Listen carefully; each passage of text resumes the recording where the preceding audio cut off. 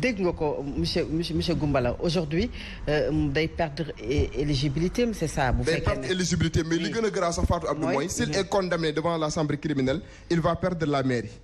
de Ziguinchor. C'est ce que les Sénégalais ne comprennent pas. Ouais. Parce que l'article 135 du code des collectivités locales day wax ne bu la condamné en matière criminelle en tant que maire la révocation est de droit. Donc les conséquences sont terribles. Alors les conséquences sont terribles monsieur Goumbala noo ko gisee. xam nga man mbir mi xam naa ni c'est terrible kenn kiiwu ko mais lii daal Ousmane Sonko ba ñu agsi fii doolee ko indi doole du sax Ousmane Sonko a quel âge maintenant 46 ans il est né en 74 donc il a 47 ou 48 ans doole ko dekk te doole jiitu sax lii lépp dara du ci dëkk lu ñu fabriqué la teg ko ci doole mais doole ji dana dem parce que lii ñu def gain politique buñ ci mën a am billahi liñ ci perte ci nit ñi tous les Sénégalais maintenant sont aux aguets et sont dressés contre le pouvoir c'est que nous ce que moi je ne souhaite pas ay xeex ay xuloo ay incendier ay toj ay baraag ak toj ay banque ak toj ay Auchan je ne le souhaite pas et je ne milite pas pour Sénégalais yi ñi bindu ñépp nañu dem jëli seen carte d'identité te taxaw xaar loolu moo koy faj parce que ñii pouvoir bi jotuñu ko par un coup d'état militaire joxuñu ko par un coup d'état civil carte moo leen koy jox Sénégalais yi ils sont pas d'accord sur ce qui s'est passé avec Sonko mais élection bu ñëwee nañu voter on va balayer tous ceux qui sont de Benno on va remettre les compteurs à zéro yow lii ngay wax man d'accord ma ci munoo def sax caay ak lu la neex mu ne yàgg nga dem ñu naan nangam ak nangam non yàlla Baye Sam Mbaye moo ma wax ne diine ji ëpp yërmande ci diine mooy l'islam mais bu dagg jotee dagg loxo bu jotee dañuy dagg bu dagg bopp jotee dañuy dagg ñii ñu comprendre kii dama ne duñ fi nekk naan kii gars yi buñ leen daanee it li ñu def duñ ko fay ils vont payer lekk nañ fayantoo daal yow nga wax du fayantoo lan la sëñ Abdoulaat nee na Touba gii li ma fa tere képp ku ko def loolu ci fekk na la wóor ne jëf ju dellu ci borom la ku sa jëf dellu ci sa borom ci yow nga mer maanaam la nga jëfoon moo rafetul ñii li ñuy jëf dara baaxu ci doole lañ ko def bis bu doole ji demee ci loxoy keneen kooko dana leen teg ci yoon souvent li ñuy dégg ci yéen moom mooy le président de la République dafay éliminer ay adversaires politiques peut-être bu ñu interroger histoire gis nañu que ne souvent opposants yi ak ñi nga xam ne ñoom ñooy nekk au pouvoir depuis Senghor dafay poser problème. Depuis Senghor maa ngi fi. oui on n'a jamais éliminé des adversaires. ah oui bu la neexee ñu dem depuis Mamadou Dia. Mamadou Dia ak Senghor c'est un vrai problème. Il se battait pour contrôler le parti à l'époque. Kan mooy contrôler effectivement les leviers de parce que parti PS booba c'était pas le PS c'était l'UPS. UPS moo yoroon doole ji képp koo xam ne kii yaa yor parti bi yaa yor doole nguur gi loolu moo fi newoon Mamadou Dia di ko xëcc Senghor di ko xëcc cependant nag y avait d'autres contradictions mais loolu moo jotale Mamadou Dia ak Senghor xëccoo nguur à l'intérieur d'un même parti kii am ay nitam kii am ay nitam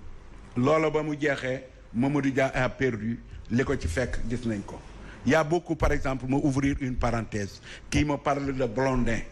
Ousmane Camara a fait un livre ci Blondin un livre blanc Ousmane Camara bind na ko journaliste sénégalais yi dem seeti yéen Fap Abdou dem leen seeti ci bibliothèque yi Ousmane Camara qui était le ministre de l'Intérieur à l'époque a écrit un livre sur un livre blanc sur Blondin foo dem gis ko fa mu expliqué ba mu leer affaire Blondin Diop bi de A à Z la ko expliqué te Ousmane Camara it mi ngi nii di dund këram a ngi fii ku bëgg kii mën ngaa dem seeti ko nga jóge fa après ñu fi nekkoon Cheikh Anta Diop ak Senghor Cheikh Anta ku ne xam na ne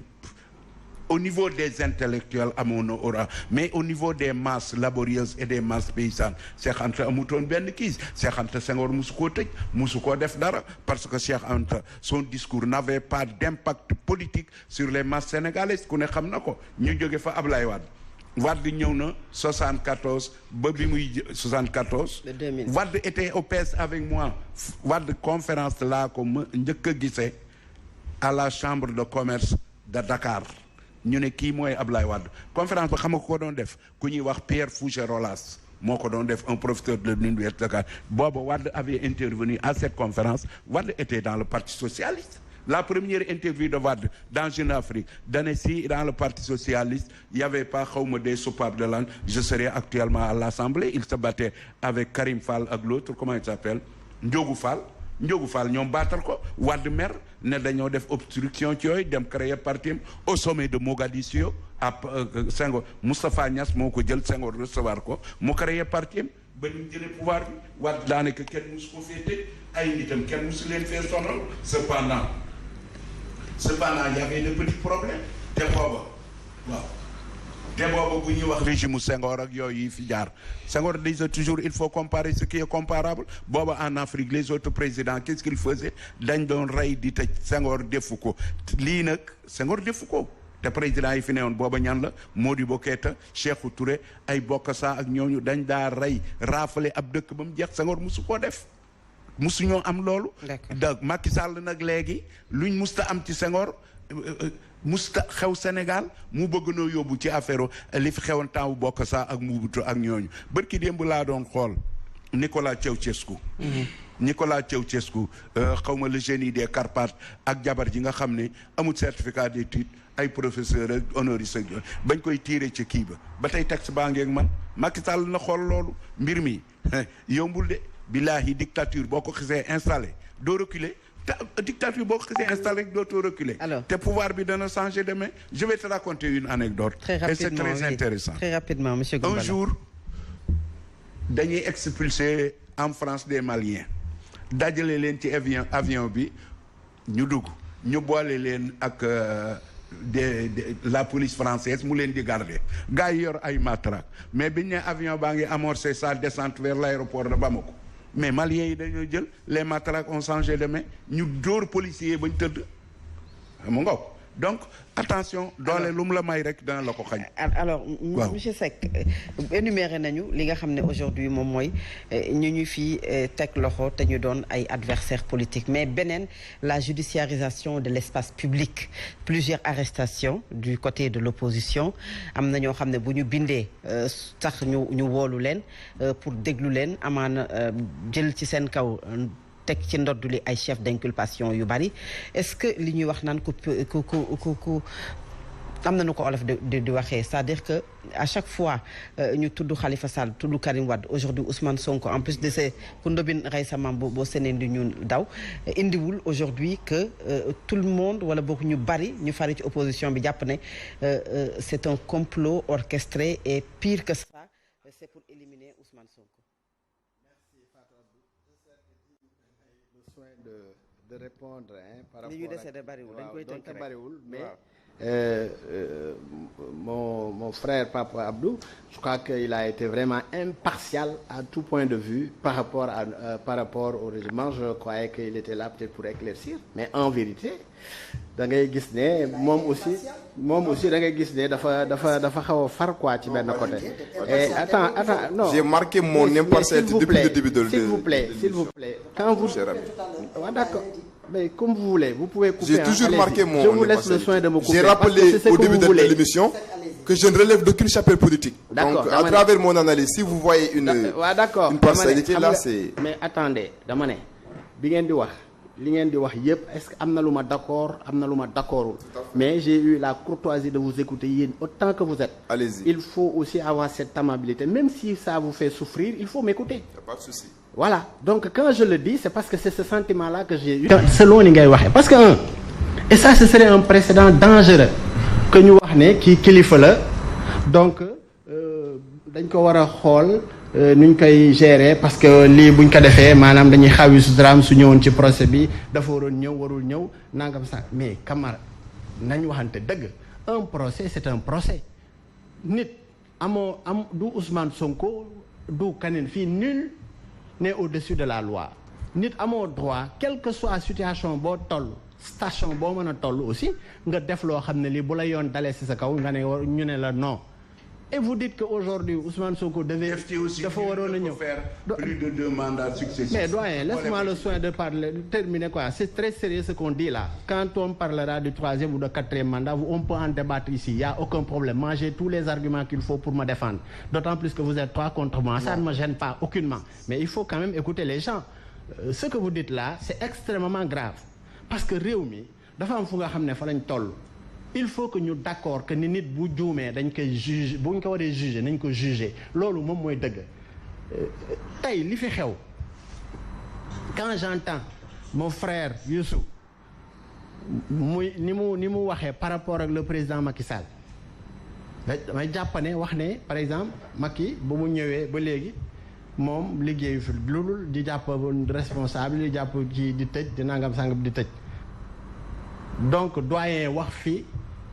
moom aussi ne même temps li Macky Sall di def de temps au Senghor ak yeneen kii ba bëgg ko méngale ak ay dictateurs africains yoo xam ne yi quand même dafa am loo xam ne lii quand le dire vraiment c'est trop dire xam nga réew mi ñun ñëpp ñoo ko bokk le président Macky Sall li mu def mooy c'est-à-dire aujourd'hui président Macky Sall dafa jël réew mi en 2014 mu indi leen benn plan Sénégal émergent bu révolutionnaire liggéey ci réew mi ba yépp ngeen gis ko tey amul fenn gis nga Olof Ndiaye moo ne lu ne fàng kenn du ko jeex tey amul fenn fu ngeen di toog te gisu leen les bienfaits du président de la République ci liggéey bu nga xam ne liggéey na ko ci Sénégal ba mu leer nañ quand vous dites yenn wax yi donc damay jàpp ne bon c'est discours opposant la nii quoi mais man dama gëm ne même quand tu es de l'opposition da nga war a am benn posture républicaine bu nga xam ne lii dëgg boo ko waree wax nga accepter que du def lu dul sa grandeur. Bon faneen foo war a dem mun nga fa dem mais tey il faut pas insulter l'histoire parce que ñun aussi am na loo xam ne bu ñu ko fekkul aussi jàng nañ ko en parlant buy tëkkale Macky Sall ay dictature wax naan Senghor bi fi nekkee mais fii nii si Senghor fi lañu ay mort amoon na fi attention ay plus de 40 personnes yu nga xam ne rey nañ leen ci ay manifestations Senghor temps boobu Senghor moo fi nekkoon xam nga réew mi dafa am un processus historique bu nga xam ne nit ñi xam nañ ko donc doyen Goumbala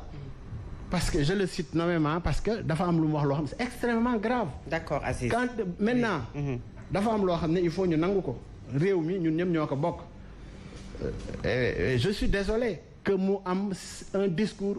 comme ça venant de sa part dama jàpp ne tey Ousmane Sonko ku mënti doon amul kenn ku nga xam ne am nga droit ci réew mi def naka sa dul noonu ñu seetaan la et quand il parlait attention quand il parlait ci affaire u rapport des cours des comptes wax ne xaalis bi attends non damay terminer mais xam nga Fatou Abdou moi je crois que ñi seen temps de parole mën naa wax ne mat na 2 man ci lu ma bëgg a wax compte de ça pour jox non je sais oui non mais loolu mooy li am quoi ñoom xam nañ ko quoi en vérité quand ils disent que rapport au Cour des comptes yi mu ne dañu am xaalis bi kenn kiiwu ko xamuñu si dara dañ ko bàyyi non c'est pas comme ça. Et quand vous dites que les 1000 milliards du Covid là, dire que le ministère de la Santé, alors que c'est pas ça. Ñi nga xam ne ñoom la ñu épinglé comme disait épinglé ñi nga xam ne ñoo war a tontu devant la justice. Et pourtant la justice ñu ngi leen di woo. ñu ngi leen di woo pour ñu wax. ñu def loolu ñoom la xamul leen le temps de la justice li ñuy liggéey ak lu ñu liggéey exposé wuñu ko ci mbedd mais li ñu war a def ñu ngi koy def et dire attaquer le ministère de la santé pour dire que dañu détourner ces milliards là alors que en vérité sur les 1000 milliards pratiquement 75 wala 74 milliards moom 47 milliards plutôt moom lañ ci maanaam jagleeloon le ministère c'est qu'il y a un problème. Alors, il faut pas aussi que ñu bëgg a diaboliser le régime comme ça pour di wax lu nga xam ne en toute franchise Fatou Abdoulaye Youssouf ñoom xam nañ ko ñoom ñëpp xam nañ ko et le temps qui leur est imparti par rapport à moi est complètement inégal je vous le jure ne me dites pas ça Aziz. Non c'est vrai je me suis rendu compte de ça Youssou quand il parlait il a beaucoup parlé doyen la même chose même la même chose et moi. Tout à l'heure, vous avez tellement. Non, ne me dites pas ça. Aziz, je suis seul contre trois. Il faut que je réponde. Il faut pas. Là, temps bi moom moo jeex. Moom c'est peut-être qu'il va parler pour une minute. Mais tout à l'heure, vous avez. Non, je peux comprendre les contraintes de temps. Ça, je le comprends. Merci de le comprendre. Mais il va falloir aussi que ñu may aujourd'hui gis nañ la coalition Yewwi Askan Wi taxaw ne ñoom dañuy jàkkaarloo ak askan wi def une manifestation jàkkaarloo peut-être ak le président de la République le 23 la ñu ko woote cette manifestation pour soutenir Ousmane Sonko une manifestation également pour li nga xam ne moom mooy cette troisième candidature ak li ñu jàpp ci démocratie bu Sénégal est-ce que nekkul loo xam ne même si le droit à la manifestation c'est un droit garanti par la Constitution mais ci climat bu tendu aujourd'hui ngeen war a amal boobu manifestation. Effectivement parce que taxawu Sénégal ak Khalifa Ababacar Sall dañu inscrire ñun ci principe yi nga xam ne que moom moo tax Yewwi Askan Wi am te principe